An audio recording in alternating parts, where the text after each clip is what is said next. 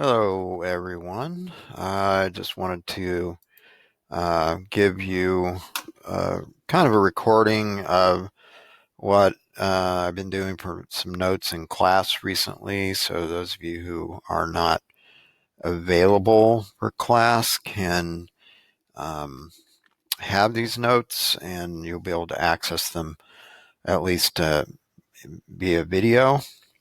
So if we well, let's just get started. The thing with this is I've been doing steps to solve linear equations.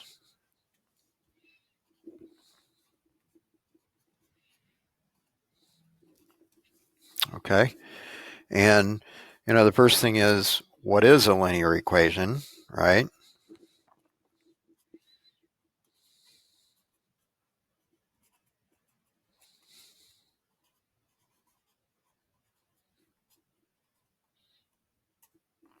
Well, it is an equation with one variable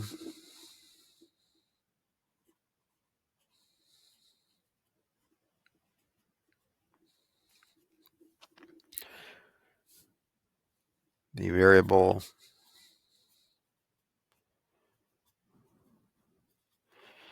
cannot equal 1 and must have an exponent of 1.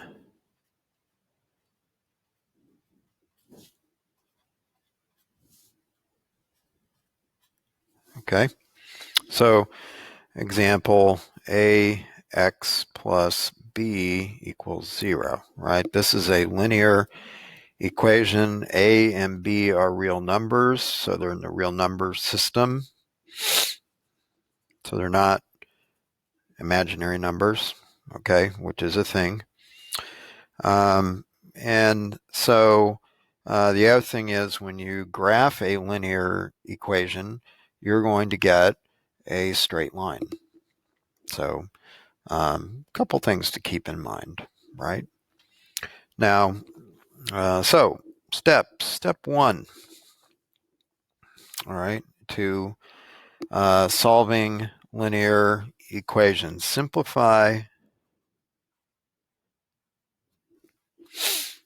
as much as possible.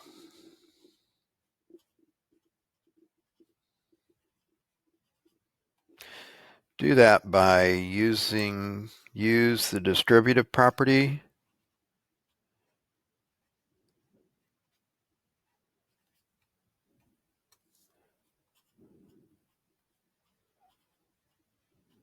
Right, to clear parentheses.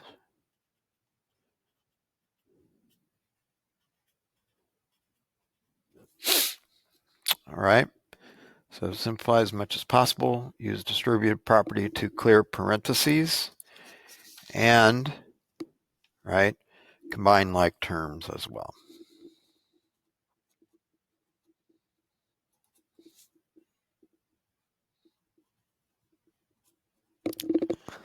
Now, at this point, you have not yet done anything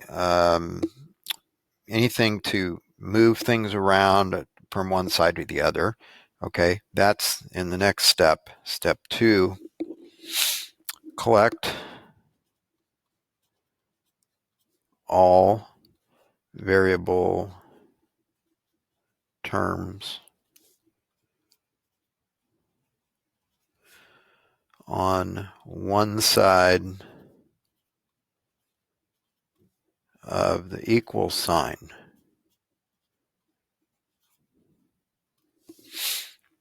Okay, you're going to use the addition or subtraction properties of equality to do that. Use the addition and subtraction properties of equality.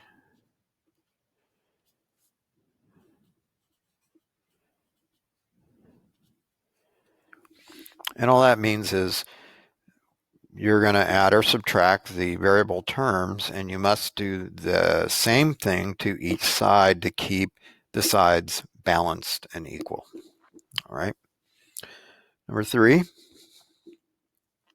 Okay, now we're going to collect all constant terms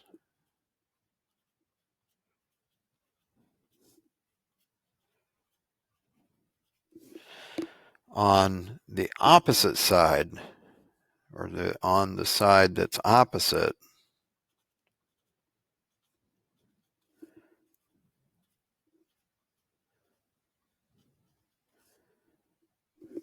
right, the variable side. Again, you're going to use the addition subtraction properties of equality to do that. All right, number 4. Okay, we've got everything together, and then step 4, we want to make the coefficient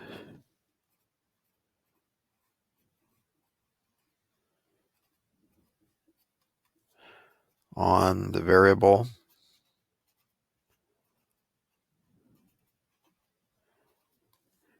equal to 1. Okay, equal to 1. How do we do that? Well, example, right? 3x equals 12. What is the step we take? We divide by 3, right? Well, in fact, we're dividing by 3, so this side becomes 1, right? 3 over 3 is 1, and that solves our problem, right? X equals 4. There is a 1. It's right? It's an invisible 1, but we can write it if we need to. So it's there. It's just the invisible 1. And if we had something like this, right, we're going to, what do we need to do? We're dividing by 4, so we need to multiply by 4, right? So again, I'm doing what is necessary here to change this to 1 on this side. Well, 4 divided by 4, that's what this is, right? Because 4 over 1 is 4. 4 divided by 4 is 1. So what I get, x equals 64. And then, let's say I have a fraction. 3/7 x equals, what are we going to say it equals? 21. Okay.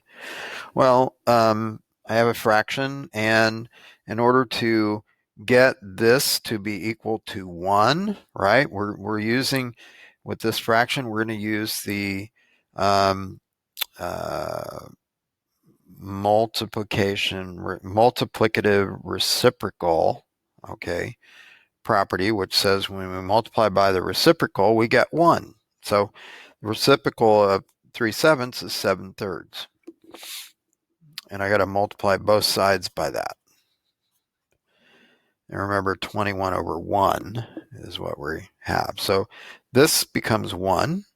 And this, if you think about it, 3 goes into 21 7 times. So this becomes 49. Okay? So a few examples on how to make your coefficient equal to 1. And then the final thing is to make sure you check your work, check your solution.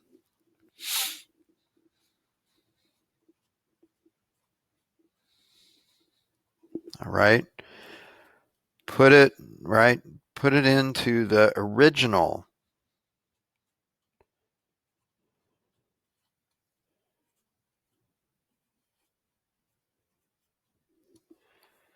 equation.